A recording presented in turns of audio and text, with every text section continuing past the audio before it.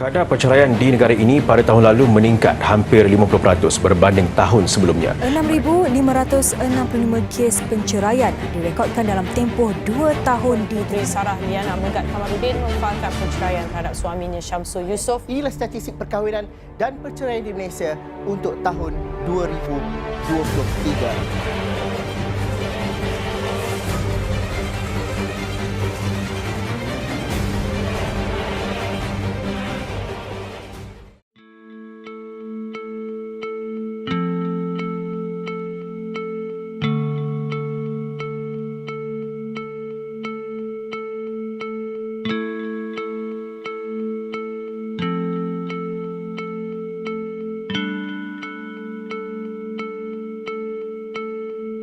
Cerai.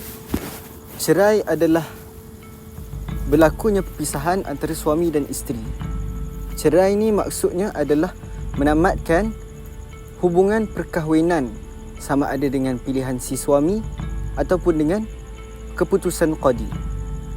Cerai dari segi bahasa yang kita tahu adalah di mana cerai ni maksudnya berpisah. Berpisah.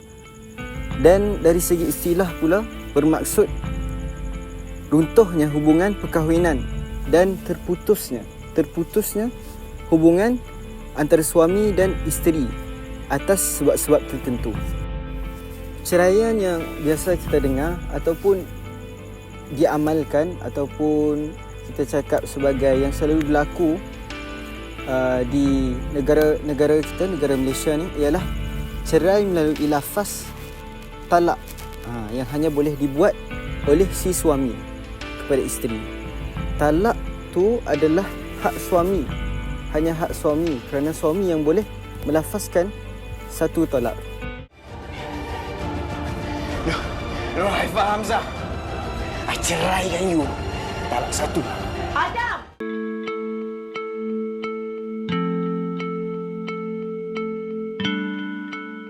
Tiada pasangan yang mahukan rumah tangga yang dibina itu atas dasar kasih sayang dan cinta itu berakhir dengan perceraian.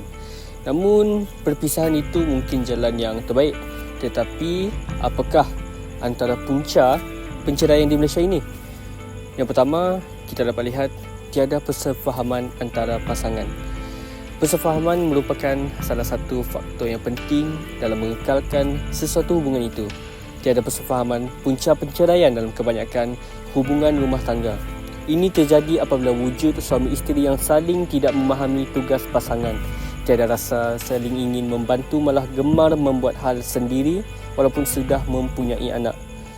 Seterusnya, tiada rasa tanggungjawab. Isu ini saling berkait dengan tiada persefahaman antara pasangan suami isteri. Apabila tiada persefahaman, akan menyebabkan diri merasakan tiada keperluan untuk saling berkomunikasi dan setiap hari masing-masing akan melakukan hal sendiri. Jika berterusan, akan hilang rasa tanggungjawab sebagai seorang suami maupun isteri kepada pasangan. Hilang keinginan untuk saling membantu dalam melakukan kerja rumah, malahan tugas menjaga anak juga mungkin diserahkan sepenuhnya kepada sebelah pihak sahaja. Sedangkan ia merupakan tanggungjawab bersama apabila bergelar ibu bapa. Sikap lepas tangan.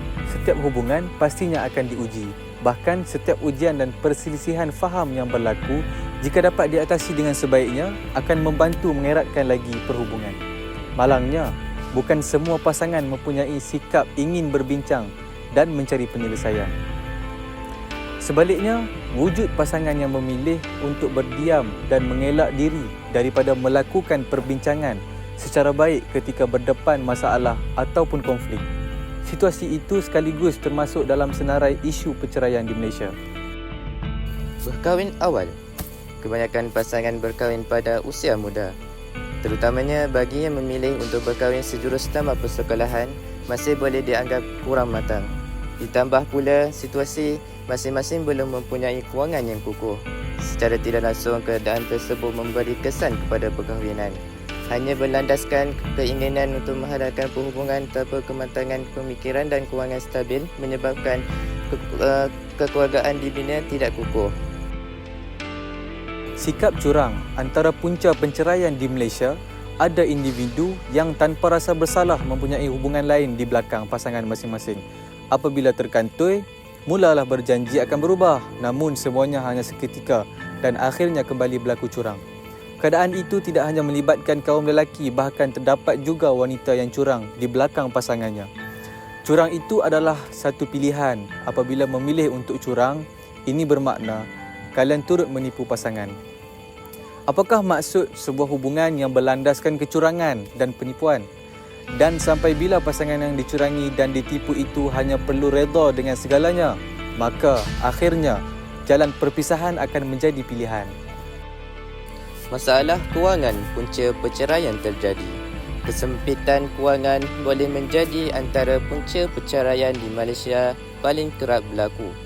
Situasi ekonomi keluarga yang tidak stabil mengakibatkan pasangan berkahwin berdeban kesukaran sehingga menyebabkan tekanan, khususnya kepada si suami bagi menyara keluarga.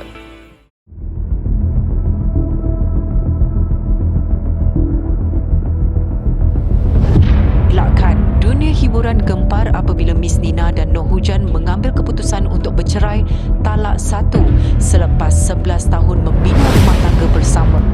Bella 30 tahun atau nama sebenarnya Dayang Nabila Awang Astilah berkata, dia sudah memfailkan perceraian di Mahkamah Sama Isnin lalu.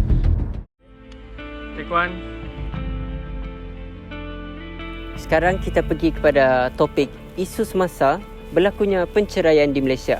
Sebelum ini, kecoh apabila pelakon dan penyanyi Alif Aziz didakwa terbabit dalam kes khalwat bersama seorang juga pelakon, Rohainis, di sebuah kondominium mewah di ibu negara.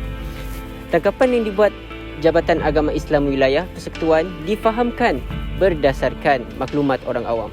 Sementara itu, isteri kepada pelakon tersebut berkata perpisahan adalah jalan terbaik untuk mereka. Isteri tersebut juga berkata dia nekat untuk berpisah kerana sudah memberi banyak peluang kepada suaminya.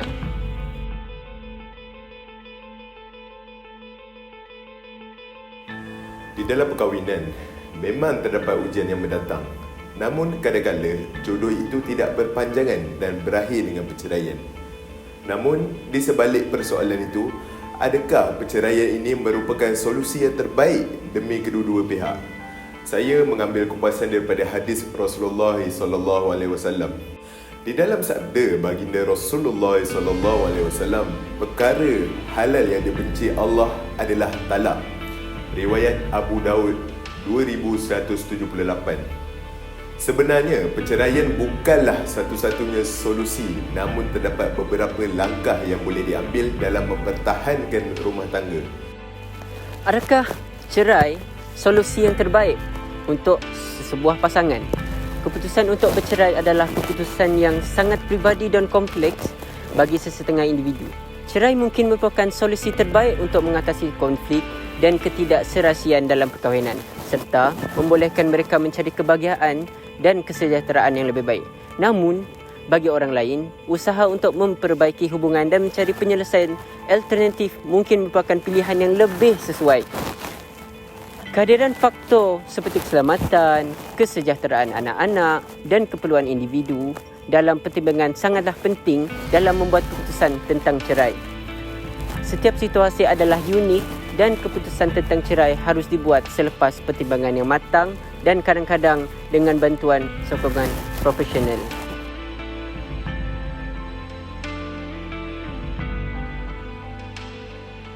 Setiap tindakan yang dilakukan mestilah mempunyai kesannya. Begitu juga dengan perceraian. Kesan-kesan perceraian dilihat daripada aspek pasangan, keluarga dan juga masyarakat. Okey, dari aspek pasangan, boleh memberikan kesan psikologi yang buruk kerana perceraian bermakna perpisahan kehidupan suami isteri. Hal ini menyebabkan pasangan mudah berasa sedih dan tertekan, dan akibat daripada emosi tersebut, dia akan membawa pada gangguan psikologi seperti trauma. Aspek yang kedua adalah aspek keluarga. Keluarga menjadi tidak saluan yang membawa kepada pertigaman lidah di antara keluarga pasangan kerana menyalahkan sesama sendiri kerana perceraian. Bukan itu saja, anak pasangan juga mendapat kurangnya kasih sayang akibat perpisahan daripada ibu bapa. Dan aspek yang terakhir adalah aspek masyarakat, di mana kesannya adalah meningkatkan golongan yang bujang dan tidak mahu berkahwin kerana mereka menanam stigma bahawa perceraian ini merupakan sebuah kegagalan dalam menguruskan rumah tangga. Maka mereka tidak mahu menghadapi cabaran yang ada di dalam perkahwinan. Okey, sebagai kesimpulan, kita dapat tengok walaupun dari sudut hukum syarak membenarkan seorang suami itu untuk melafazkan talak ataupun lafazkan lafaz perceraian tersebut kepada isteri di atas sebab-sebab tertentu. Tetapi sebelum itu kita mestilah mencari dahulu jalan penyelesaian yang terbaik bagi masalah tertentu dan menjadikan talak ini sebagai jalan solusi yang terakhir. Okey, di sini saya nak share satu doa di mana doa ini insya-Allah kita boleh amalkan untuk menjadi keluarga kita sentiasa dalam keadaan yang bahagia insya-Allah. Dan doa ini berbunyi Rabbana hablana min azwajina wa zurriyyatina qurrata a'yun waj'alna lil muttaqina imama. Insya-Allah semoga Allah Subhanahu wa taala mengurniakan kita semua suami dan isteri yang soleh dan solehah dan rumah tangga yang sentiasa menyinari hidup kita pada setiap hari, dan insya-Allah akan berkekalan bahagia, berkekalan hingga ke jannah insya-Allah.